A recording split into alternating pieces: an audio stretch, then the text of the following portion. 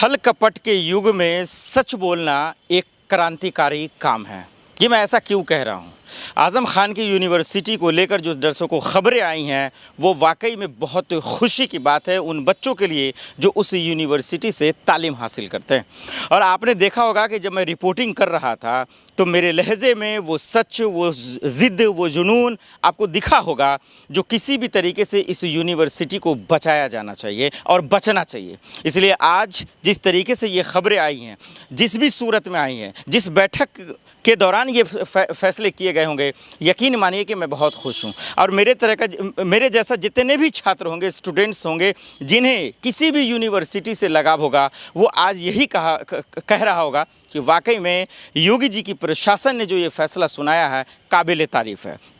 ये अगर जौहर यूनिवर्सिटी अगर आज़म खान ने नहीं भी बनाया होता, उसके जगह कोई किसी राम ने बनाया होता या रहीम ने बनाया होता या अब्दुल ने बनाया होता या किसी ने भी बनाया होता, किसी भी जाति का, तब भी उतना ही आवाज़ उठाता जितना आज मैं जाकर रामपुर से ही उठाया। हालांकि मैं वही हूँ। आज ये खबरें आई तो और भी सुकून है। जब अब यहाँ से निकलूँगा तो यकीन मानिए कि पूरी तरीके से जो सुकून का एक सफ़र है वो गुजरेगा, क्योंकि जिस तरीके का ये फैसला आया, जो बुलडोज़र चलना था, जो 40 से 38 बिल्डिंग को ध्वस्त करना था, वो अब पूरी तरीके से रोक लगा दी गई है।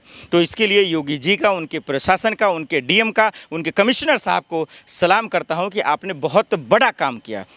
आपने यूनिवर्सिटी की हिफाजत की है। वहाँ जो तालीम हासिल कर रहे बच्चे हैं, जो छात्र हैं, जो छात्राएं हैं, उनकी ज़िंदगी को आपने महफूज किया है, क्योंकि पढ़ाई की कीमत, इल्म की कीमत वही लोग जानते हैं जो पढ़ाई को समझते हैं, जो बच्चे के फ्यूचर को, भविष्य को समझते हैं, वो इन सब चीज़ों को समझते हैं। वहाँ पर जितने प्रदर्शनकारी थे, जितने भी आंदोलनकारी थे, उन सबको सलाम है कि इन सब चीज़ों के लिए आवाज़ उठाना चाहिए।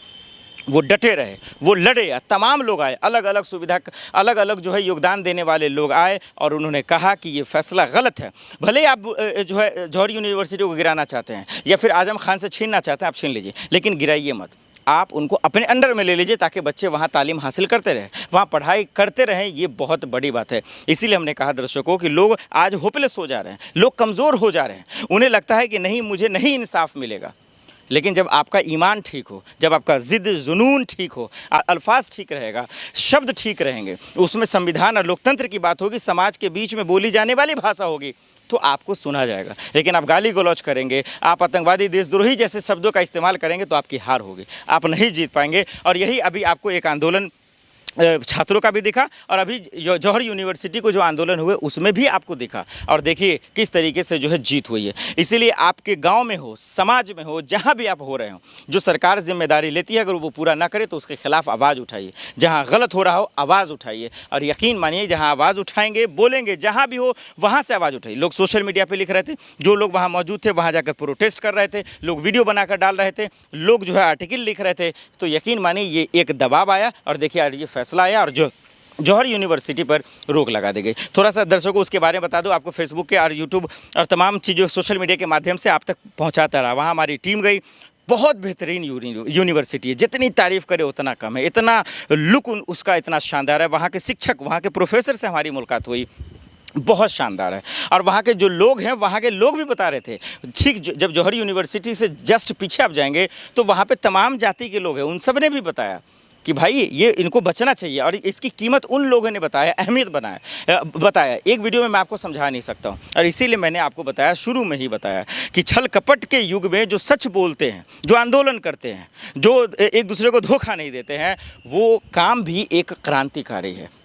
इसलिए आप लोग को आवाज़ उठाना चाहिए, सच बोलना चाहिए, चाहे गांव में हो, ज़िले में हो या किसी स्टेट में हो, जहां भी गलत हो रहा हो, जहां भी संवैधानिक चीज़ों को ख़त्म किया जा रहा हो, जिससे देश की तरक्कियां हो उसको ध्वस्त किया जा रहा हो, उसको रोकना हम सब की जिम्मेदारी है। और हमारे साथ जितने पत्रकार साथी गए उन सब का भी शुक्रिया, और योगी जी को बहुत सारी जो है शुक्रिया। इसलिए मैं कहना चाहता हूँ कि मैं खुद पर्सनली लेवल पर चाह रहा था कि इस तरीके की यूनिवर्सिटी को बर्बाद नहीं होने देना चाहिए। यही तो देश की शान है, ये यूपी की शान है, ये इस मुल्क की शान है। और इन चीज़ों को जब आप ढाने लगेंगे ना तो लोगों का हौसला कमज़ोर होता है, छात्रों का फ्यूचर बर्बाद के साथ साथ उनकी उम्मीदें टूट जाती हैं, और इनको टूटते टूटते उन्होंने बचाया। तो बाकी आप राजनीतिक लड़ाइयाँ करते रहिए, राजनीतिक बदला लेते रहिए, उसमें सही गलत मैं नहीं कह रहा हूँ आज़म खान सही है या गलत है, वो एक अलग चीज़ है, वो उनका अलग वीडियो बनेगा, वो राजनीतिक मुद्दा है। लेकिन यूनिवर्सिटी अगर गलत भी बन गया तो अच्छी बात है ना, कम से कम यूनिवर्सिटी बना तो उसमें बच्चे का भविष्य बनेगा, वो पढ़कर देश विदेशों में जाएंगे, हमारे मुल्क का नाम होगा ना। तो इसलिए उसका बचना बहुत ज़रूरी था। इसलिए